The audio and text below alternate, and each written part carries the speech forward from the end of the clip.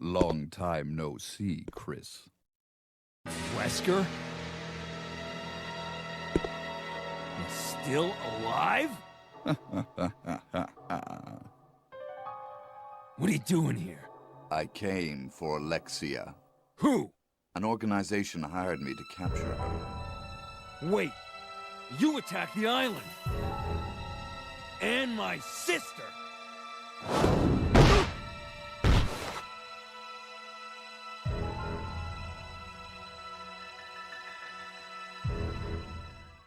Albert Wesker is a character in the Resident Evil franchise who needs no introduction. Captain of the Raccoon City Stars unit, members of his team ultimately found out that cool-headed, shade-wearing Wesker was in fact working for Umbrella and endeavored to pit his team against Umbrella's bioorganic weapons, or BOWs, in order to eliminate them and to obtain combat data. Wesker also intended to betray Umbrella, using their tyrant as a key component in his plan to defect to a new organization. Resident Evil depicts Wesker's actions and the organizations with which he has had dealings. One such entity is the rival organization to whom Wesker, quote, sold his soul. What follows here is a discussion of the unit owned by that organization. Welcome to episode 2 of my lore exploration, Morally Dubious Resident Evil Characters, HCF. First off, what does HCF even stand for? Concept art of Wesker, in the dark uniform you see him in during the events of Code Veronica, lists 2 possibilities. HCF could either stand for Hive or Host Capture Force. It remains to be seen if Capcom ever sheds light on which of the 2 names is correct. As mentioned previously, HCF is the unit owned by the rival organization that employs Wesker.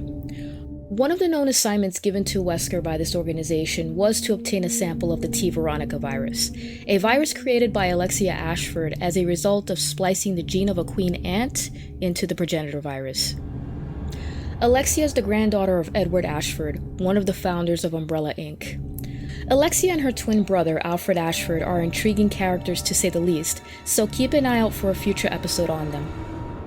Special shout out to Ronin5T for suggesting the Ashford twins as a topic for this series.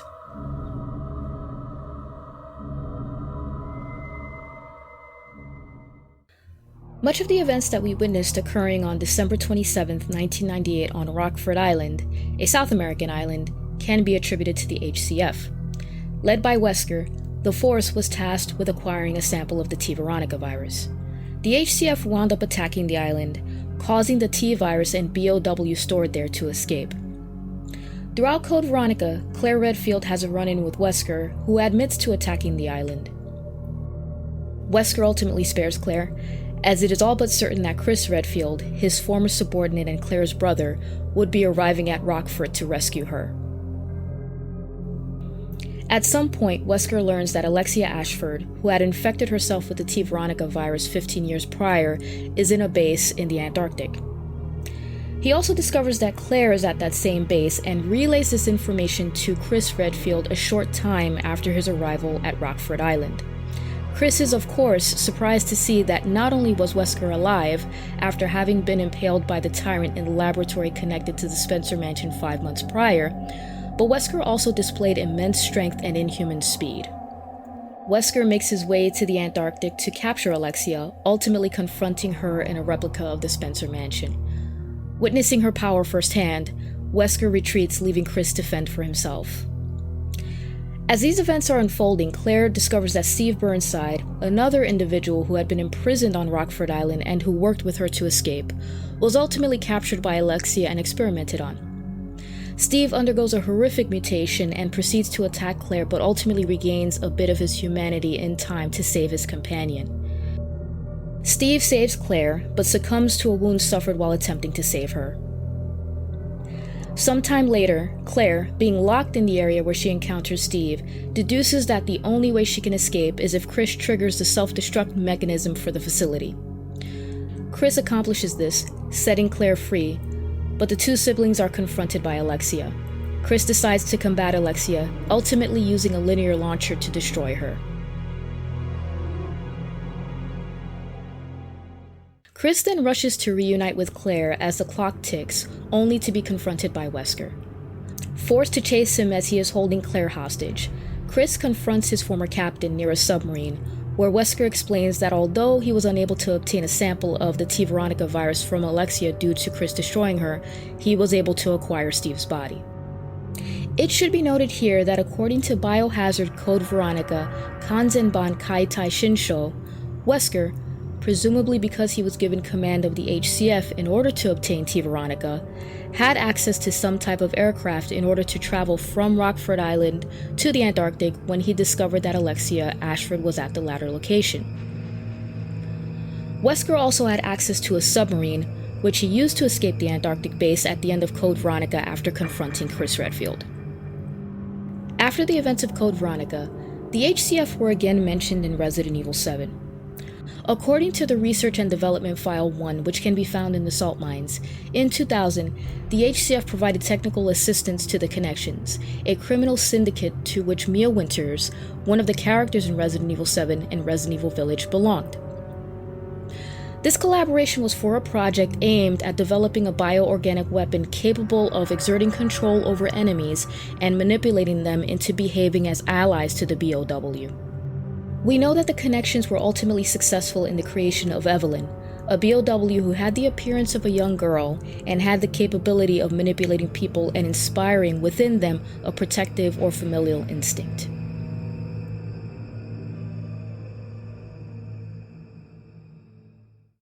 It's at this point that I should mention Biohazard Gun Survivor 2, a game that was only released in Japan and Europe. Gun Survivor 2 is a rather interesting entry in the series as it does not depict a real event, but rather a dream experienced by Claire. However, during the course of the game, Claire and Steve can encounter Nemesis, which, according to a file titled Letter from Umbrella's Surveillance Body to Rockford Island Commander, was gifted to Rockford Island and was programmed to deploy in case of an emergency. How was it that Claire was aware enough of Nemesis to dream about it despite never encountering it previously? Furthermore, this file mentioned that Umbrella was aware that H.C.F. had sent a spy to Rockford Island, presumably to obtain information about Alexia, and had attempted to ascertain the identity of said spy for 3 months.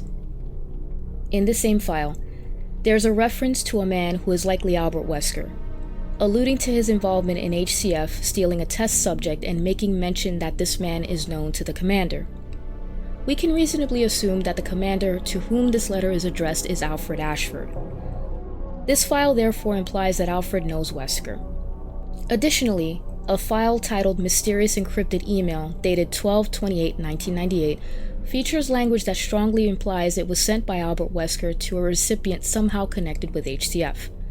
The email describes encountering Alexia Ashford and describes her as, quote, formidable with unmatched intellectual human cerebration and increased offensive capabilities. Switching gears now, the development of Resident Evil 4 is an interesting story that has undoubtedly been explored in other YouTube videos. Resident Evil 4 underwent many changes during the course of its development. While it's well known that an early version ultimately became Devil May Cry, there are other versions of Resident Evil 4 that were pursued to some extent before the final game was released.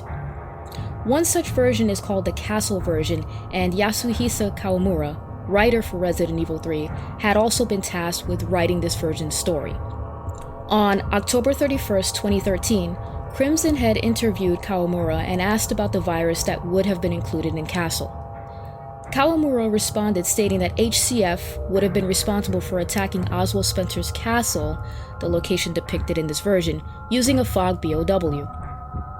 As a result of this BOW's deployment, many of the H.C.F. soldiers as well as the team Leon Kennedy infiltrated the castle with would ultimately perish.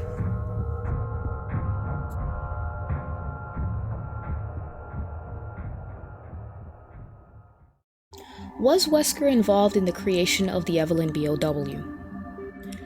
Resident Evil 7 does not make it clear whether Wesker had any sort of involvement in the H.C.F.'s collaboration with the Connections.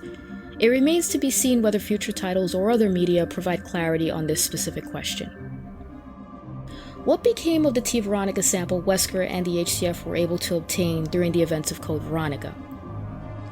Recall that the H.C.F. is owned by an unnamed organization that served as a rival to the Umbrella Corporation. According to Inside Biohazard Darkside Chronicles, Javier Hidalgo, leader of the crime syndicate Sacred Snakes, endured a great deal of tragedy when faced with the prospect of his wife, Hilda, suffering from an incurable disease. His daughter, Manuela, also suffered from the same disease. In 1991, in a desperate attempt to save his wife, Javier infected her with a sample of the T-virus he obtained from an individual who had involvement with the Ashford family. The attempt would initially result in Hilda demonstrating some signs of recovery. However, Javier lamented the fact that she never regained consciousness and ultimately transformed into a monstrosity. Javier decided to remove Hilda from the public's eye so that he could protect her. 10 years later, when faced with the fact that his daughter suffered from the same disease, Javier was contacted by Wesker, who offered to sell him a sample of the T-Veronica virus. Javier ultimately used T-Veronica to save Manuela's life, but did observe that she was transforming slowly as a result of the infection. Javier came to the conclusion that he must transplant organs into Manuela from similarly aged girls in order to preserve her life. Why Wesker was motivated to sell T-Veronica to Javier remains a mystery. Additionally, according to the Jabberwock S3 notes file, it appears that the rival organization also used T-Veronica to develop a BOW that bore many similarities to the Bandersnatch BOW developed by Umbrella, which Claire and Steve encountered during the events of Code Veronica. Javier Hidalgo purchased Jabberwocks from this rival organization, resulting in Leon Kennedy and Jack Krauser having to deal with them during the events of Operation Javier in 2002.